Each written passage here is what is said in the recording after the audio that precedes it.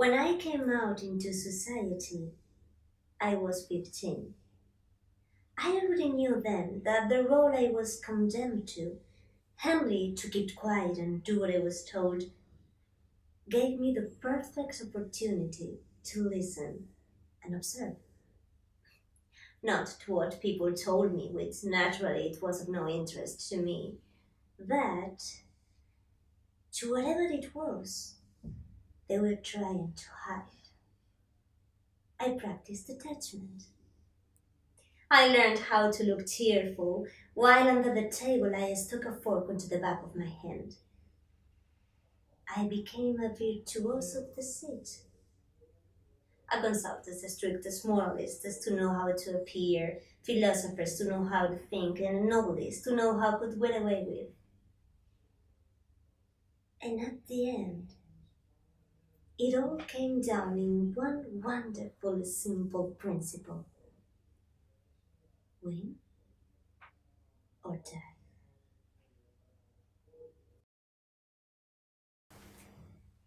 Well, I was working as a typist with the CIA, which is a special part of the government, and Billy is a top agent with the CIA.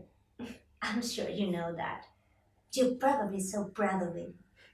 Anyway, he has hundreds of people working for him. All the girls in the office were always telling me how much they were in love with their boss. I've not seen him because I work way down on the other side of the building. But one day he came into the office and I saw him and I fell in love, madly in love with him. But I couldn't talk to him because I was just a typist and he was the kindest, the smartest, most handsome guy there. I mean, even the guys loved him, they idolized him. So I just couldn't. I never thought he'd ever like me. I was just a typist and he was like the king. I mean, even the president is so proud of him. But one day, I walk into my office and there's this giant bouquet of roses. And I thought, my God, what are those flowers on my desk? I thought maybe they had gotten the wrong desk or something, so I go over and I open the card. There was a little note attached, and it said, "Dear Wendy, I've been in love with you for years, but I'm very shy. I didn't know how to tell you before this, but I want you to know that I really love you and I love to take you out to dinner sometime." And guess who it was signed by?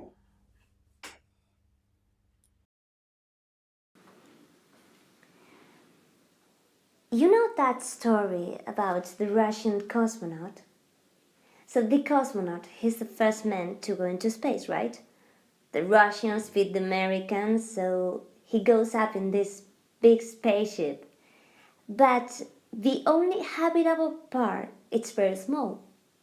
So the cosmonaut's in there, and he has this portal window, and he's looking out of it, and he sees the curvature of the earth for the first time.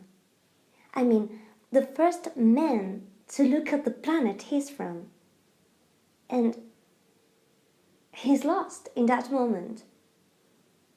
And all of a sudden, this strange ticking begins coming out of the dashboard, rips out the control panel, takes out his tools, trying to find the sound, trying to stop the sound, but he can't find it.